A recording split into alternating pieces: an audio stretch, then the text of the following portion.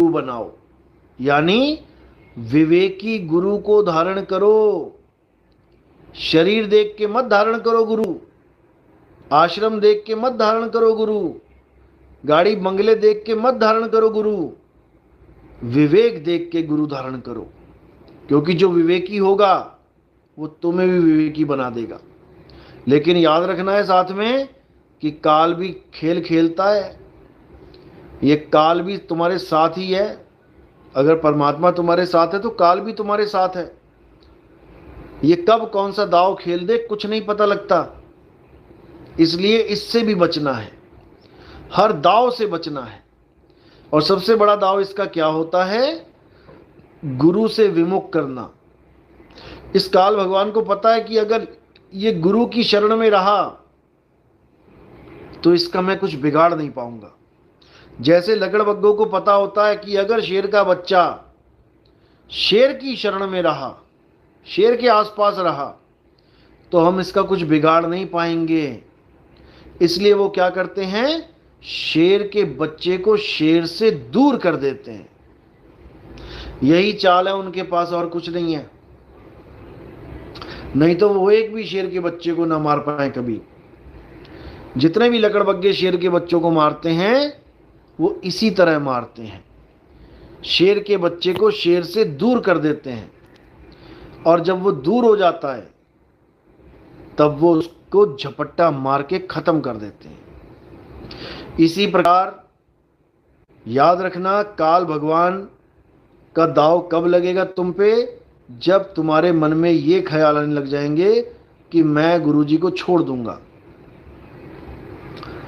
या विरोधियों की बात सुनकर तुम्हारे मन में कुछ शंकाएं आने लग जाएंगी। अब समझ जाना कि काल दाव लगा रहा है। याद रखना इस बात को, क्योंकि विरोधी क्या बोल रहे हैं बिना प्रमाण के है सब। जब मैं 31 तारीख को प्रमाण दूंगा, हर चीज का खुलासा करूंगा। कई लोग ये कहते हैं गुरुजी आपके बारे में इतना इतना इतना गंदा बोलते हैं, आप क्यों नहीं पलट के जवाब देते? भाई 100 सुनार की और 1 लुहार की। 2020 में भी मैं ये बात बोल सकता था कि 2020 में मैं सारा खुलासा कर दूंगा जो मेरे खिलाफ ये विरोधी बोलते रहते हैं, लेकिन मुझे नहीं करना था 2020 में, क्योंकि 36 महीने परखने की बात करिए चेलों को। 36 महीने यानी 12 तियां 36। तो 2020 से 2021 1 साल, 2021 से 2022 2 साल, और 2022 से 2023 3 साल। ये 3 साल मैं परख ही रहा हूं सबको, समझे? करने को तो एक ही पल में खुलासा कर देता, लेकिन मैं देख रहा हूं कि कौन कच्चा कौन पक्का, और कच्चों को यहां से निकल जाना चाहिए जितना जल्दी हो सके, क्योंकि ये पंथ कच्चे घड़ों के लिए नहीं है। कान के कच्चे और दिमाग से बच्चे हमें नहीं चाहिए, इतना समझ लो। कान के कच्चे कि किसी ने कुछ कहा और वो ख्याल बुन रहे हैं अपना कि अच्छा ऐसा है, अच्छा ऐसा, ऐसे बंदे हमें नहीं चाहिए। कान के कच्चे और दिमाग से बच्चे, यानी जिनका विवेक ही ना हो, जो विवेकी ना हो, हमें नहीं चाहिए भैया। भीड़, निकलो यहां से। परसों निकलते हो कल निकलो, कल निकलते हो आज निकलो, आज निकलते हो अभी निकलो।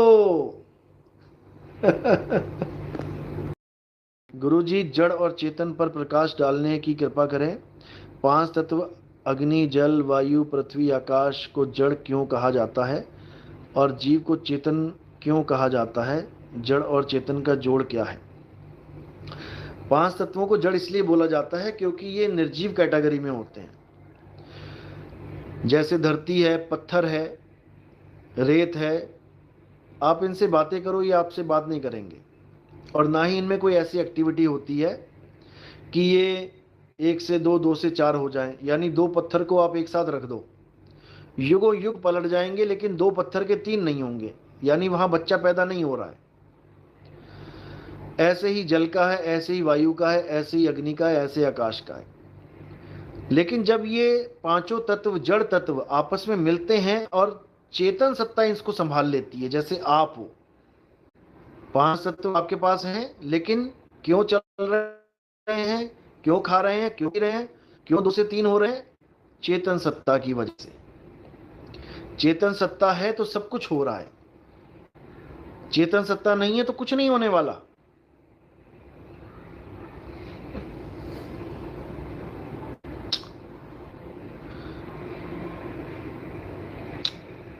देखो, जिस धुन की आप बात कर रहे हो उत्तम दास जी, वो धुन ऐसे नहीं मिलती, इसको समझ लो। वो धुन पहले तो मुहर लगवानी पड़ती है, गुरु धारण करना पड़ता है, फिर उसका भेद मिलता है, फिर परमात्मा की दया से सूरत एकाग्र होने लगती है। ऐसा जबरदस्त खिंचाव लगता है, चुंबक की तरह खींचता है मालिक। तब जाकर जब 100% सूरत एकाग्र होती है, तब जाकर उस अखंड नाद से आदमी जुड़ता है, नहीं तो नहीं जुड़ता है। भूल जाओ। पल्लवी राणा, गुरुजी आज हम बहुत खुश हैं, ब्रह्म ज्ञान और आत्म ज्ञान में जमीन आसमान का अंतर है। जब ये समझ में आएगा तभी आगे बढ़ेगा बंदा, नहीं तो ब्रह्म ज्ञान में उलझ के रह जाएगा। कबीर साहब कहते हैं, ब्रह्म बड़ा की जहां से आया, और वेद बड़ा की जिन निर्माया, ई मन बड़ा की जही मन माना, राम बड़ा की राम ही जाना। उनको जिस दिन ये समझ में आ गया कि ब्रह्म के आगे पार ब्रह्म भी है, बस हर चीज समझ में आने लग जाएगी। विवेक, साहिब बंदगी सतनाम, जय हो जय हो जय हो। कैप्टन लेवी, गुरु साहिब जी, भाग्य बड़ा या कर्म? देखो, हमारे जो भाग्य बनते हैं कर्मों से ही बनते हैं। लोग कहते हैं, अरे मेरे भाग ही फूटे हुए हैं, सुख ही नहीं आ रहा। क्यों नहीं आ रहा? कर्म ही ऐसे कर रखे हैं। तो दोनों एक दूसरे के पूरक हैं, लेकिन मालिक की दया होती है तो हम दोनों से निकल जाते हैं, सुख दुख दोनों से निकल जाते हैं, पाप पुण्य दोनों से निकल जाते हैं, धर्म अधर्म दोनों से निकल जाते हैं, जब मालिक की दया होती है।